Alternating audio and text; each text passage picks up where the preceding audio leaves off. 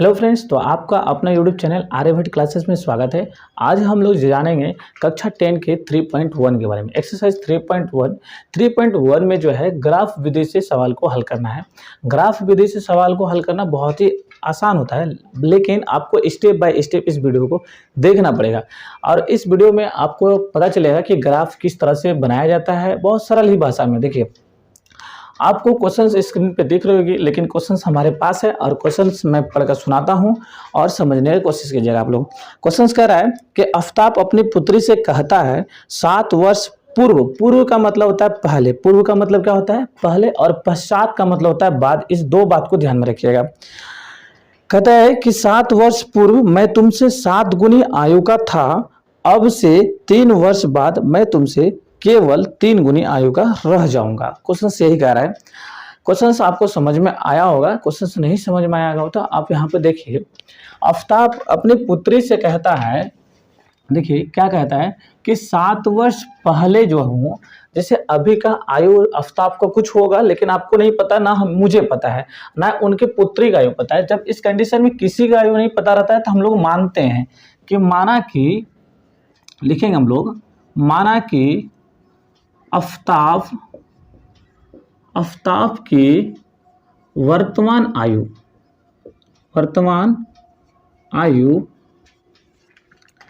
x वर्ष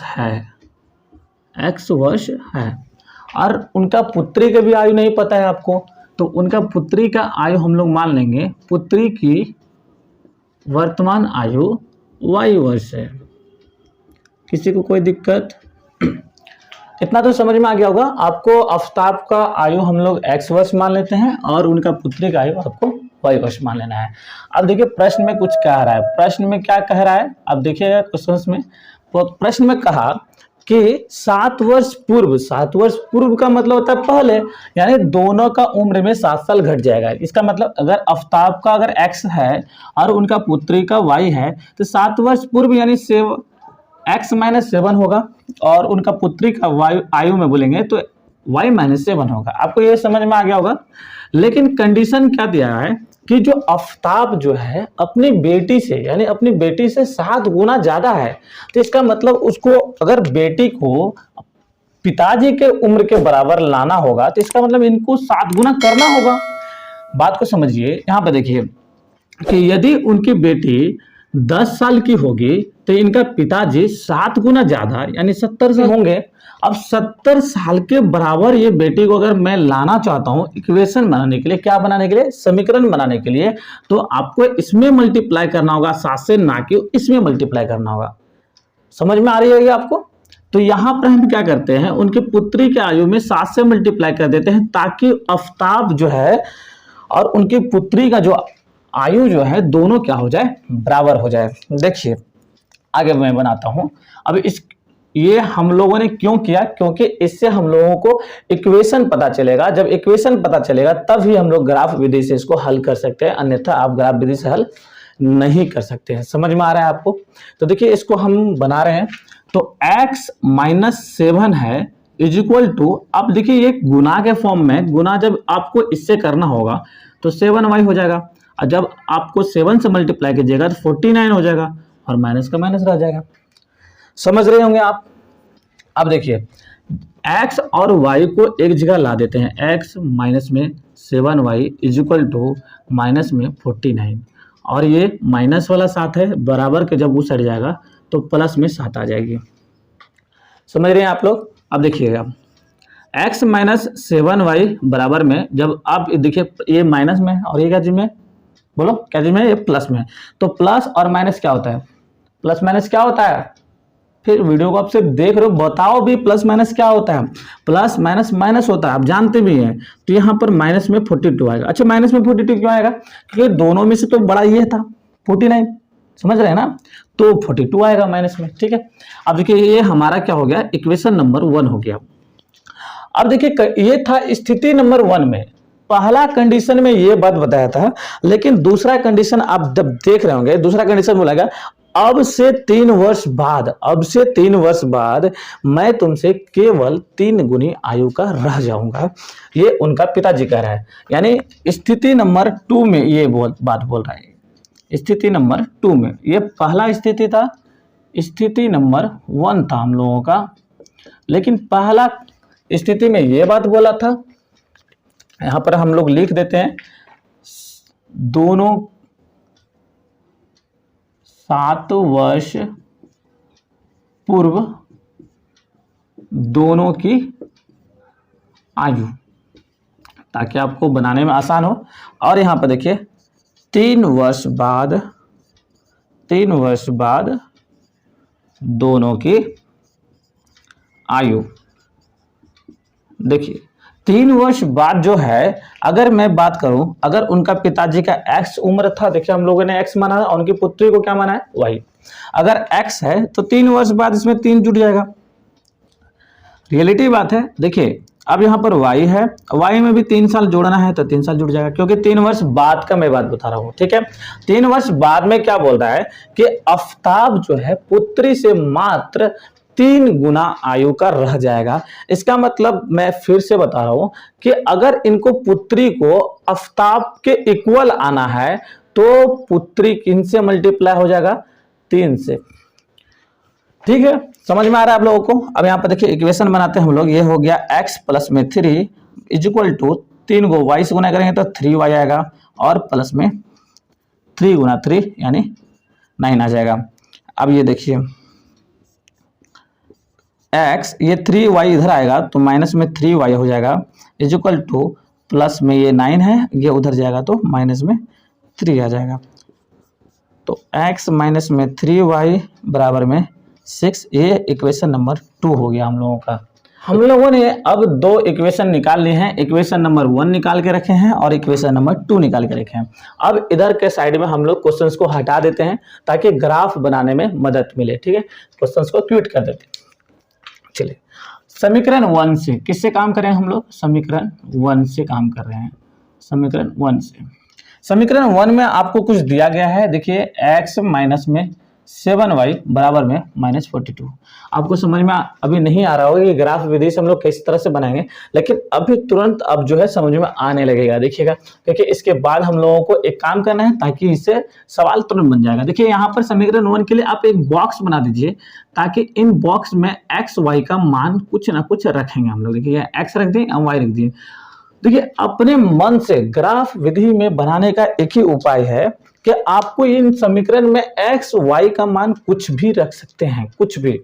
जैसे कि अगर हम y का मान अगर 5 रखेंगे, माइनस में 5 या प्लस में 5, कुछ भी रख सकते हैं। आप जो बोलिएगा वही रख सकते हैं। क्या रखें बताइए, 5 रख दे y का मान। चलिए 5 हम रख देते हैं, y का मान 5 रख दिए। बाकी जो जैसा है उनके साथ हम लोग को छेड़छाड़ करने की जरूरत है, नहीं तो मैथ कहता है कि यदि आप हमको छेड़ोगे तो हम भी आपके साथ छेड़छाड़ करने लगेंगे। देखिए x माइनस में 7 गुना 5 की जगह कितना होगा, 35, माइनस में 42। देखिए सवाल को उतारना बिल्कुल नहीं है, क्योंकि अगर आप उतार लेते हैं तो आपको उतारने में ध्यान रहेगा, समझने में ध्यान नहीं रहेगा। बस आप वीडियो को अंत तक देखिए, समझ में ऑटोमेटिक आ जाएगी। और वीडियो को पॉज करके अपने से लिखिएगा ताकि आपको पता चले कि हम लोगों को कितना समझ में आ रहा है। देखिए अब ये 45, ये 35 को क्या करते हैं हम लोग, बराबर की वो साइड भेज देते हैं। तो x यहां लिख देते हैं, x बराबर माइनस 42 और ये प्लस में 35 हो गया, हो गया। अब देखिए प्लस, ये माइनस है और ये प्लस है तो क्या हो जाएगा, माइनस होगा, यानी घट जाएगा तो माइनस में 7 आ जाएगा। एक बात बताइए, आप लोगों ने y का मान माना कितना, 5, लेकिन x का मान निकला कितना, -7। कोई दिक्कत। फिर से अभी 2 बॉक्स बचा हुआ है। पुनः का मतलब होता है फिर दोबारा इन्हीं समीकरण में, यानी x माइनस 7y बराबर में -42 में एक बार आप लोग मान के बताइए कितना मानना है, कुछ भी, यानी y का भी मान ले सकते हैं कुछ और x का भी कुछ भी मान सकते हैं। समझ में आ रहा है आप लोगों को, कुछ भी मान सकते हैं। कितना माने बताइए आप ही, x का मान कुछ भी मान सकते हैं, y का मान कुछ भी मान सकते हैं। हाँ लेकिन उतना ही नंबर मानिएगा ताकि थोड़ा सा आए तो दिक्कत नहीं। जैसे अगर हम मान लेते हैं y का मान अगली बार 6 माने, 6 मानते हैं, ठीक है, 6 मान लेते हैं और ये 42 रह गया। किसी को कोई डाउट, 6 मान लिए तो। अब यहाँ पर देखिए जब गुना कीजिएगा तो 42 ही आएगा बराबर में, 42 आएगा माइनस में। देखिए ये वाला 42 जब बराबर के वो साइड जाएगा तो क्या हो जाएगा, प्लस में 42। और प्लस माइनस क्या होता है, माइनस होता है, और x का मान 0 हो गया। वाह, यानी y का मान आपने 6 माना तो x का मान 0 निकल गया। किसी को डाउट? कोई डाउट नहीं। समीकरण 1 से हम लोगों ने इन बॉक्स को फिलअप कर चुके हैं। अब समीकरण 2 से एक और बॉक्स का बनाएंगे हम लोग। देखिए समीकरण 2 से, समीकरण 2 से, समीकरण 2 हम लोगों के पास यहाँ पर देख सकते हैं आप लोग, x माइनस 3y बराबर में 6 दिया हुआ है। देखिए x माइनस में 3y इज इक्वल टू 6 है हमारे पास। इनके लिए भी एक बॉक्स बनाना होगा और उन बॉक्स में एक्स वाई का मान फिलअप करना होगा।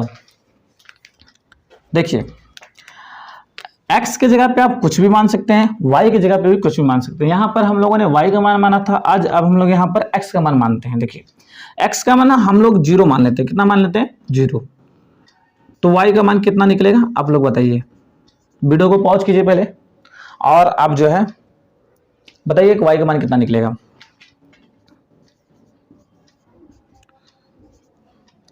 देखिए इतना हो गया। अब y इज इक्वल टू, ये दोनों के बीच में गुना का संबंध है, जब बराबर के वो साइड जाएगा तो भाग के संबंध में आएगा। तो 6 बटे माइनस में 3 आएगा, कट जाएगा 2 बार में, यानी -2। यानी हम लोगों ने 0 माना है x का मान, तो y का मान निकल गया -2। किसी की दिक्कत? कोई दिक्कत नहीं आना चाहिए। फिर से पुनः पुनः पुनः पुनः इसी समीकरण में एक बार और काम करना होगा दोस्त। देखिए x माइनस में 3y बराबर में 6 है। एक बार कुछ भी मान लीजिए आप। अब मैंने 0 माना, अब x की जगह आप मान सकते हैं, y की जगह पे भी कुछ भी मान सकते हैं आप। अब जैसे कि y का मान हम लोग क्या मान लेते हैं, 1 मान लेते हैं। कितना मान लेते हैं? 1 मान लिया हम लोगों ने। तो x का मान कितना निकलेगा? देखिए इधर बनाता हूं, x इज इक्वल टू आ जाएगा हम लोग को, पहले यहाँ पे सॉल्व कर देते हैं। 3 गुना 1 करेंगे तो यहाँ पे -3 आएगा बराबर में 6। x इज इक्वल टू 6, ये -3 है तो उधर जाएगा तो क्या चीज होगा, +3 हो जाएगा। छोटी मोटी बात तो आप जान ही रहे हैं। अब ये दोनों क्या हो जाएगा, जुट जाएगा आपस में। जुट के कितना आ गया, 9 आ गया। देखिए आपको सवाल इतना पहले बना लेना है, ठीक। इतना सवाल आप लोग जो समझ में आ गया होगा, तो अब हम लोग क्या बनाएंगे, ग्राफ बनाएंगे। इनको हम मिटा देते हैं, उसके बाद ग्राफ बनाते हैं ताकि आपको समझ में आएगा। इसमें आपको ग्राफ कॉपी लेके बैठना है, ग्राफ कॉपी ले लीजिए। देखिए हम लोग आप इसको मिटा देते हैं, बस आपको ये दोनों याद रखना है, ये दोनों एक्स वाई का मान को मिटाना नहीं है। बाकी बात हम लोग क्या करते हैं, मिटा देते हैं। देखिए हम लोगों ने सब कुछ मिटा दिया। अब मिटाने के बाद ग्राफ कॉपी ड्रॉ करते हैं। ग्राफ बनाने के लिए सबसे आसान तरीका क्या है, आसान क्या है मतलब कि आपको भी आसान लगेगा। देखिए 2 लाइन खींच लीजिए, 2 लाइन खींच लिए। बीच वाले को हम लोग मूल बिंदु कहते हैं, जिसको 0 बैठाना है आपको। ये हम लोगों का एक्स अक्ष है। कौन सा अक्ष है, एक्स। राइट साइड में हमेशा प्लस होता है, लेफ्ट साइड में हमेशा क्या होता है, माइनस होता है। ऊपर जाएंगे तो प्लस होता है और नीचे जाएंगे तो माइनस होता है। ये हम लोगों का वाई अक्ष है, इसको याद रखिएगा, ठीक है। और ये हम लोगों का वाई डैश है और ये हम लोगों का एक्स डैश है। आपको देखना है कि x में मैक्सिमम हम लोग कहाँ तक गए हैं। देखिए माइनस में 6 तक गए हैं और प्लस में 9 तक गए हैं। तो हम लोगों को 9 तक जाना है। 1 2 3 4 5 6 7 8 9 9 पे आ गया हम लोग। नंबर बैठा लीजिए आप, नंबर बैठा देते हैं, ठीक है। नंबर बैठा लिया आप लोग।